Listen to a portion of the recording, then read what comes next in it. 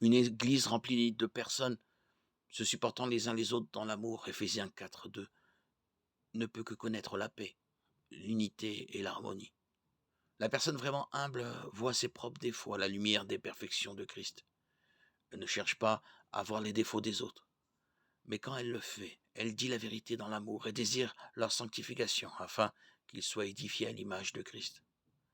Il voit son propre cœur et la corruption qui s'y cache, ainsi que les motivations impures et les mauvaises ambitions. Mais il ne cherche pas à remarquer les erreurs, les défauts et les folies des autres. Il voit la dépravation de son propre cœur et espère charitablement en la bonté des autres, et croit que leur cœur est plus pur que le sien. Plus important encore, en tant que chrétiens, nous devons nous voir les uns les autres à la lumière de la croix. Les autres chrétiens sont ceux pour qui le Christ est mort d'une mort horrible et douloureuse, afin d'échanger sa juste perfection contre leurs péchés. 2 Corinthiens 5, 21.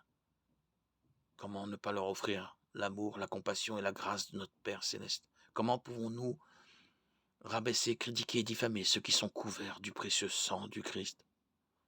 N'étions-nous pas esclaves du péché lorsque il nous a appelés désespérément perdus, morts dans nos transgressions et nos péchés? Éphésiens 2:1.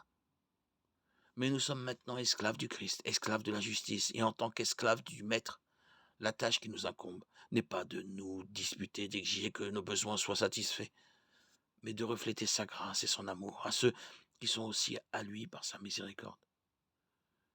Une église remplie de telles personnes jouissant de leur salut commun sera une véritable église biblique unifiée dans la foi, transmise au sein une fois pour toutes, en luttant avec ardeur pour cette foi. Jude 1:3.